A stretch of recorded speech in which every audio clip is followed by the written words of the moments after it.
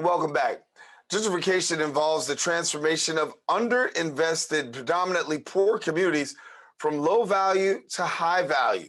During this transformation, longtime businesses and residents are also displaced and unable to afford higher rents, mortgages, as well as property taxes. Our first guest is an expert on gentrification and economics, offering updated strategies and solutions with the release of his book, Monetizing Gentrification, Building Black Ownership.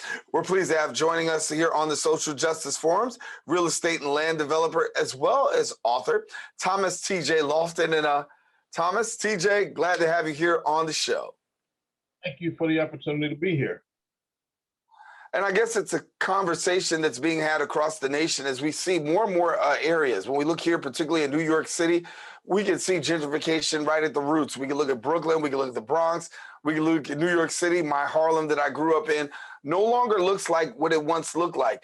And while there is definitely an argument that needs to be made that neighborhoods need to be improved, the method and the manner in which this improvement goes on is sometimes negligent. So talk to us about gentrification and how you see it playing out in America today. Well, I see the large corporations deciding to move home ownership for the underage, undervalued people who don't make enough money. You know, people who can't afford anything below $1 million. They're removing home ownership and converting it into rental.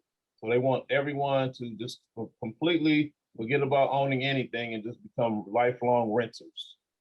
So that's what's going on as a national thing happening around the country. I see that rising prices. I see people buying houses for unbelievable amounts of money. Corporations are buying everything up and they're pulling back the loans for your average people. And it's very difficult for people to purchase homes.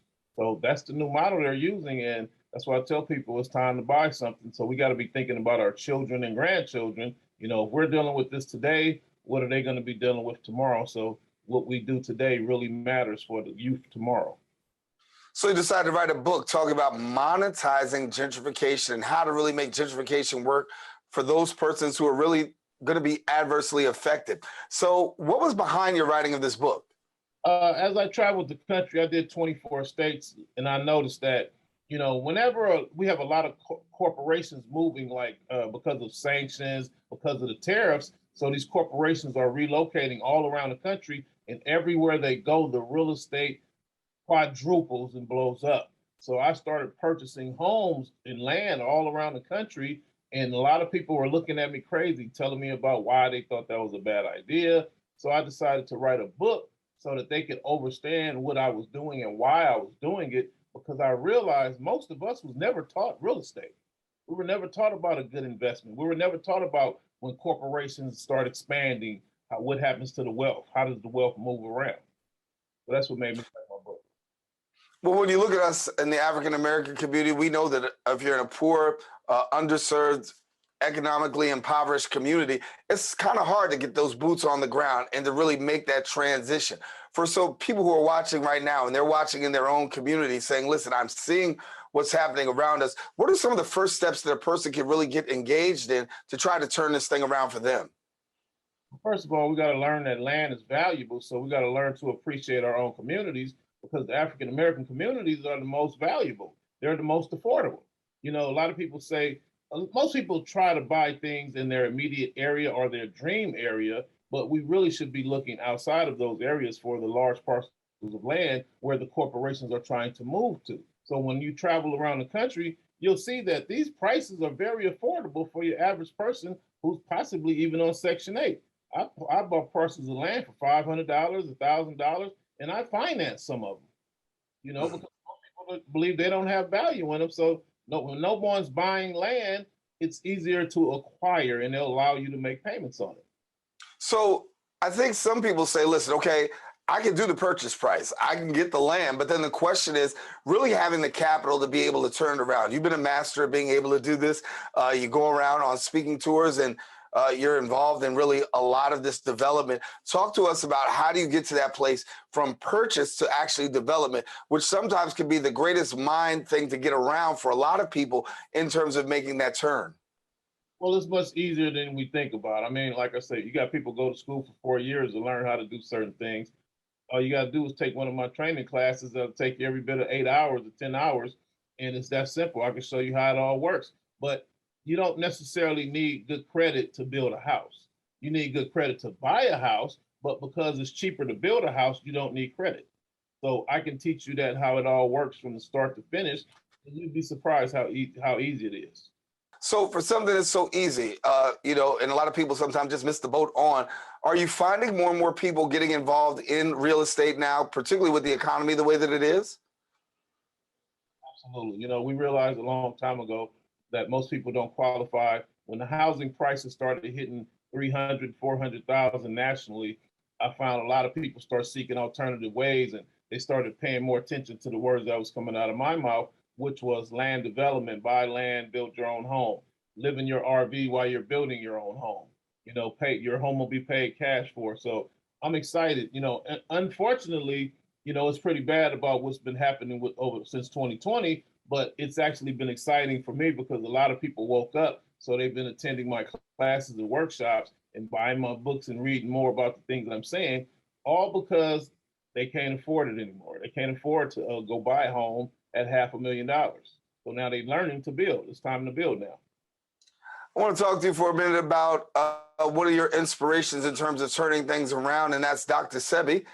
Many of us know that he was prolific in the area of nutrition, trying to help those, particularly in communities of color, to eat healthy, eat right, promoting longer life. But he had an interesting development in your life. Talk to us about that. Well, Dr. Sebi understood exactly who I am. I'm a guy that came from an emerging industry. I helped to pioneer the lowriding world, so I understand manufacturing. I understand creating whole communities because I was able to give a lot of my friends jobs. So Dr. Sebi had a lot of things that he wanted to do. So like he knew about hemp. We can build houses with hemp. We can make brick out of hemp. So he had the plant-based diet. He had the Dr. Sebi food list. He told us what to eat, what not to eat. But when he met me, I noticed that because I was the president of Lamar Park Vendors, he told me, I was telling him that people were stealing my people's meals, these plant-based meals that they were coming up with, making French fries out of different things, making all type of foods out of different things that are plant-based.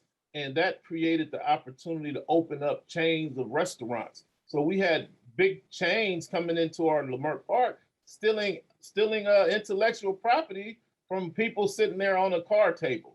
So you had big giant chains that own 5,000 stores around the country sending their representatives into this little park called Lamar Park in Los Angeles, stealing the intellectual property, asking all the wrong questions of these vendors of what exactly did you use in this? How much sea salt did you use? What do you use to replace this?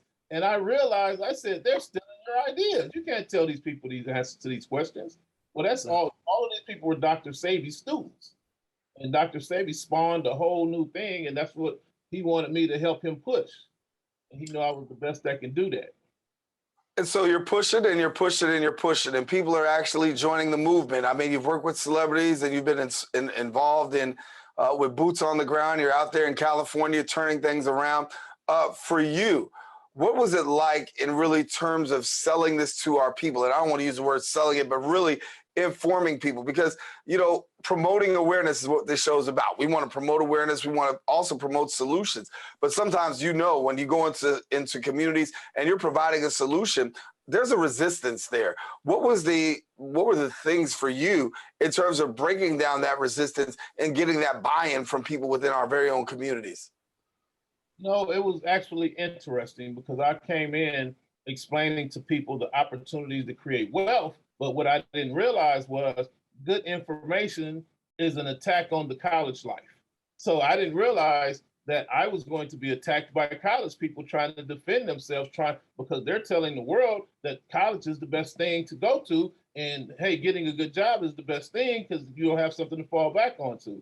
Well, I'm like, well, that's not necessarily how it works over here. Over here, you're creating an emerging industry. You'll be a multi-millionaire in a matter of years. You'll end up a billionaire with a chain of restaurants. So that language wasn't that well received as it like I thought it would be. It was kind of like debating religion, or I didn't realize coming great information was going to be such a challenge, you know, and I'm like, I have proof. Look at all these people. They're making money. This person started a restaurant and someone stole the idea. Now they have 14 restaurants just like this person that looks like us. So it was quite the challenge, but I've been quite successful lately. Now, it took something bad to happen before people started waking up. When the masses of people were forced to stay home and a lot of people lost their jobs or the rest of them were told, hey, you're going to have to take a job to come back to work. A lot of people said, well, let me look up that crazy guy. Let me look up that TJ guy, you know, and it actually been working. So sometimes bad things make great things happen. So for somebody who wants to get started, obviously getting connected to your course and your teaching is one thing, but give us some tools for some people who are saying right now, listen, this sounds like I need to really be involved. I really need to try to make this change within my own life and with my own community. How do I get started? Well, what we need to start doing is when people say, oh, I don't have any money, I can't afford your class, or I can't afford to buy a house right now. Those are the people I tell people all the time, learn the trades, because if you learn how to, you can go to YouTube. I call it my YouTube university that I graduated from, or Google you know, and type in how to hang a ceiling fan. Well, people are paying $150 and up to hang one ceiling fan where your average home has at least 8 ceiling fans that need to be hanged in a new home, you know, or a house that's being updated. So if you go on YouTube and learn how to do these small things, next thing you know, you'll be creating thousands of dollars weekly by hanging ceiling fans. Here in Georgia, I'm in Georgia now. I've relocated to Georgia because there's more of us here that needed my help. So I realized they got people that look like us that learned how to hang a ceiling fan from YouTube, and now they have an account with major hotels putting up 16,000 ceiling fans in hotels for the next 5 years, making millions of dollars off of these contracts.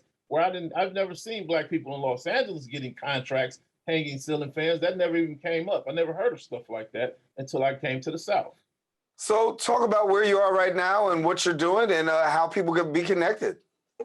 I'm in Atlanta, Georgia currently. My office is in Marietta, Georgia, and I can be reached at Thomas TJ Lofton, Loftin, Thomas TJ Lofton, or tjlofton.com.